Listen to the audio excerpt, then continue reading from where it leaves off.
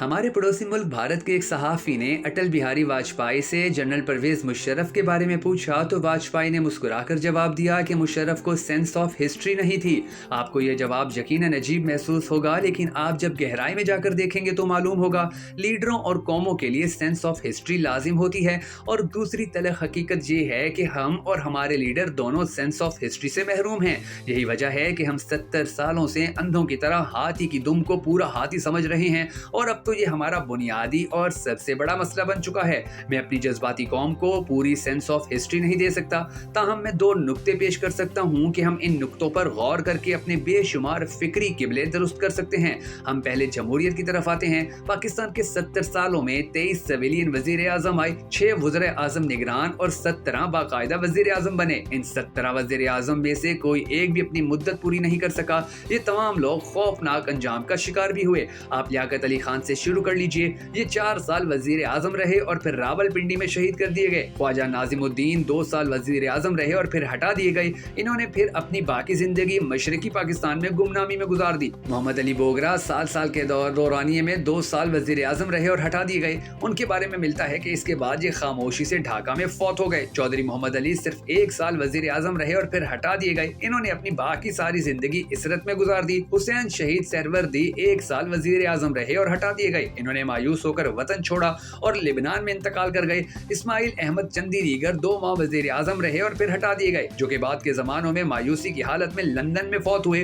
फिरोज खान 10 माह वजीर आजम रहे और इन्हें भी हटा दिया गया। ये फिर सियासत से किनारा कश हुए और अपने गाँव नूरपुर में इंतकाल कर गए। नूरुल अमीन 13 दिन के लिए वजीर आजम रहे और फिर हटा दिए गए, जो बाद में रावलपिंडी में गुमनामी में इंतकाल कर गए। जुल्फिकार अली भुट्टो पहले 3 साल 7 माह वजीर आजम रहे, फिर 4 माह के लिए वजीर आजम बने और हटा दिए गए। बाद में ये शख्स फांसी चढ़ा दिए गए। मोहम्मद अली जुनेजो 2.5 साल वजीर आजम रहे और फिर हटा दिए गए और मायूसी में इनका इंतकाल हुआ। बेनजीर भुट्टो 2 बार वजीर आजम बनी और दोनों बार 2.5 साल बाद हटा दी गई। वो जिला वतन रही और आखिर में शहीद हो गई। मियां नवाज शरीफ 2 बार वजीर आजम बने और दोनों बार 2.5 साल बाद हटा दिए गए। ये भी जिला वतन हुए, फिर वापिस आए। तीसरी बार वजीर आजम बने और फिर से हटाए गए। मीर जफरुल्लाह जमाली वाहिद बलोच वजीर आजम थे कि जो पौने 2 साल बाद हटा दिए गए, जो आज भी मायूसी, तासुफ और गुमनामी में जिंदगी गुजार रहे हैं। शौकत अजीज 3 साल वजीर आजम रहे, मुल्क से बाहर गए और दोबारा वापस नहीं आए। यूसुफ रज़ा गिलानी 4 साल वजीर आजम रहे, वो भी हटा दिए गए। राजा परवेज अशरफ 8 माह वजीर आजम रहे, ये भी नैब के मुकदमात में फंसा दिए गए। वज़ीर आजम की इस हिस्ट्री से 3 सेंस मिलती हैं।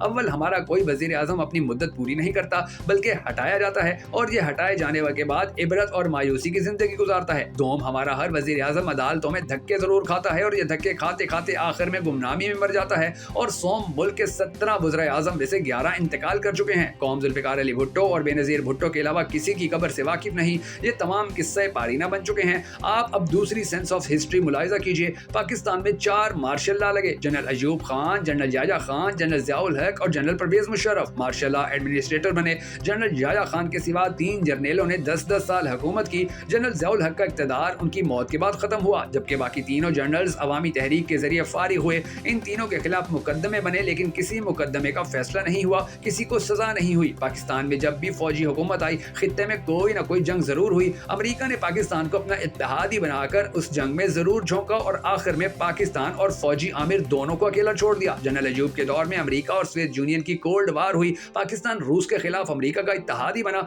हमने अपने फौजी अड्डे तक दिए और अयूब खान के दौर में 1965 की जंग भी हुई। अमेरिका ने याया खान को चीन के लिए इस्तेमाल किया। 1971 की जंग हुई और पाकिस्तान टूट गया। फिर अमेरिका ने याया खान को भी अकेला छोड़ दिया। जनरल ज़ियाउल हक के दौर में अफगान वार हुई। अमेरिका ने पाकिस्तान को जी भरकर इस्तेमाल किया और अकेला छोड़ दिया। फिर जनरल परवेज मुशर्रफ के दौर में दहशतगर्दी के खिलाफ आलमी जंग हुई। पाकिस्तान इस बार भी अमेरिका का इत्तेहादी बना और खौफनाक नुकसानात उठाए। हम अगर तारीख की इन दोनों सेंसेस को सामने रखें तो हम बड़ी आसानी से चंद नतीजे अखज़ कर सकते हैं। हमारा पहला नतीजा ये होगा, पाकिस्तान में कोई जमहूरी वजीर आजम अपनी मुद्दत पूरी नहीं कर सकता। इक़्तिदार से रुखसत होने वाला हर वजीर आजम गुमनामी, जिलावतनी और मुकदमे भुगतेगा और अगर ये खामोशी अख्तियार नहीं करेगा तो इसकी कब्र पर गज गज लंबी घास उगाएगी। दूसरा नतीजा, फौजी इक़्तिदार कम से कम 10 साल पर मुहित होगा। इन 10 सालों में कोई ना कोई जंग जरूर होगी। पाकिस्तान इस जंग का इत्तेहादी बनेगा। अमेरिका आखिर में पाकिस्तान और फौजी आमिर दोनों को तनहा छोड़ देगा। पाकिस्तान पर मजीद अमेरिकी पाबंदियां लगेंगी। मुल्क मजीद कमजोर होगा। जमहूरी हुकूमत आएगी, नए लीडर डेवलप होंगे। ये 1-2 सालों के इक़्तिदार के बाद अख्तियार मांगेंगे और फिर हटा दिए जाएंगे। ये मुकदमे भुगतेंगे, जिला वतन होंगे और फिर तड़पते सिसकते हुए गुमनामी में इंतकाल कर जाएंगे। तीसरा नतीजा, मुल्क मुल्क में हर तब्दीली के बाद पहले से ज्यादा कम अकल, नालायक, ना तजर्बाकार और करप्ट लोग ऊपर आएंगे। ये लोग भी जब जमीर का बोझ उठा उठा कर थक जाएंगे,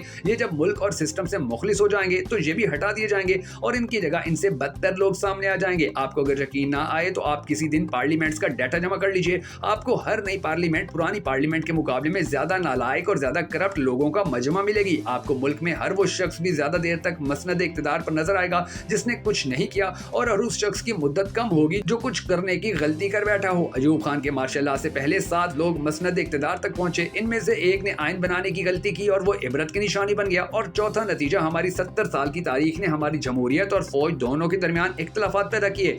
दोनों के दरमियान खलीज पैदा हुई और जमहूरियत और फौज दोनों इस खलीज से कमजोर होते चले गए। इस खलीज ने हमारा ब्यूरोक्रेटिक सिस्टम भी तबाह कर दिया। मुल्क में एहतसाब और इंसाफ का जनाजा भी निकल गया। फिर मुल्क में सियासी चीलों का एक ऐसा हॉल भी पैदा हो गया कि जो हर वक्त इक्तदार की खुराक की तलाश में सरगर्दा रहता है। ये लोग पुराना तालाब सूखने से पहले उड़ जाते हैं और जहां नए चश्मे के आसार पैदा होते हैं ये वहां डेरे डाल लेते हैं। इन सियासी चीलों ने पूरे मुल्क का कल्चर खराब कर दिया। हम सब मफाद परस्त हो चुके हैं और हम सब रोज दाव लगाने की कोशिश में मसरूफ रहते हैं। हमारा पूरा मुआशरा गल सड़ चुका है। हमारे पास अब 2 ऑप्शन हैं। हम ये सिलसिला इसी तरह चलने दें और कुदरती अमल के बाद तारीख के खामोश कब्रिस्तान में दफन हो जाएं, या फिर हम तारीख का धारा बदल दें। हम अगर दूसरा ऑप्शन लेते हैं तो फिर हमें ये बात पल्ले बांधना होगी कि ये मुल्क फौज के बगैर बच नहीं सकता और ये जमहूरियत के बगैर चल नहीं सकता। चनाचा दोनों ताकतों को एक पेज पर आना होगा। दूसरा, फौज और अदलिया किसी कीमत पर सियासत में मदाखलत न करें। सियासी जंगें होने दें, ये जंगें सियासत को खुद ब खुद ठीक कर लेंगी। और तीसरा, सियासी कायदीन कसम खा लें कि ये पार्टी को पार्टी की तरह चलाएंगे, ये इसे जागीर या फैक्ट्री नहीं बनाएंगे, ये दूसरों को गैर जमहूरी तरीके से हटाएंगे भी नहीं, और अवाम भी ये फैसला कर लें कि हम अपने वोट को जाए नमाज की तरह पाक रखेंगे। ये मुल्क बच जाएगा, वरना दूसरी सूरत में हमारे पास कोई दूसरा ऑप्शन नहीं बचेगा। और हमें यह भी मानना होगा कि एहतसाब और इंसाफ के बगैर कोई मुल्क तरक्की नहीं करता। तरक्की बाल्टी की तरह होती है और करप्शन और नाइंसाफी इस बाल्टी के सुराख होते हैं। हम जब तक ये सुराख बंद नहीं करेंगे हमारी बाल्टी उस वक्त तक नहीं भरेगी। हमें बहरहाल एहतसाब और इंसाफ का मजबूत सिस्टम बनाना होगा। एक ऐसा सिस्टम जो अगर मशरिक को मगरिब कह दे तो फिर मगरिब मशरिक हो जाए, कोई इस होने को रोक ना सके। और हम अगर ये नहीं करते तो फिर हमारे साथ वो होकर रहेगा जो तारीख में हम जैसी कौमों के साथ होता रहा है। अल्लाह से दुआ है कि अल्लाह हमारे मुल्क को अपने हिफ्ज़ व अमान में रखे। अगर आप भी हम सबके साथ मिलकर इस दुआ में शामिल होना चाहें तो कमेंट सेक्शन में आमीन जरूर लिख दीजिएगा। और अगर आपको हमारी ये वीडियो पसंद आई हो तो हमें सपोर्ट करने के लिए इसे लाइक और शेयर जरूर कर दीजिएगा।